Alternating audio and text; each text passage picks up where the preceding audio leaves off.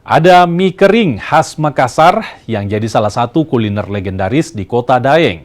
Mie kering ini bisa jadi salah satu kuliner saat berbuka puasa. Seperti apa mie kering khas Makassar ini? Ini dia liputannya. Selain coto dan palu basah, mie kering masuk dalam daftar kuliner kala berkunjung ke Makassar. Mie legendaris ini menyatukan garingnya mie kering dengan gurihnya kuah kental berisi beragam topping. Cara makannya cukup unik. Mie kering disiapkan dalam piring, lalu perlahan-lahan mie kering disiramkan kuah kental panas. Kuah mie berisi potongan daging ayam rebus, bakso goreng, sayuran, dan banyak lagi. Dan untuk mie kering seafood, biasanya kuah berisi udang rebus, bakso ikan, daging cumi, dan sejumlah topping lainnya. Mie kering itu kuahnya dia kental dan isiannya itu ayam, gorengan, sama sayur. Itu saja.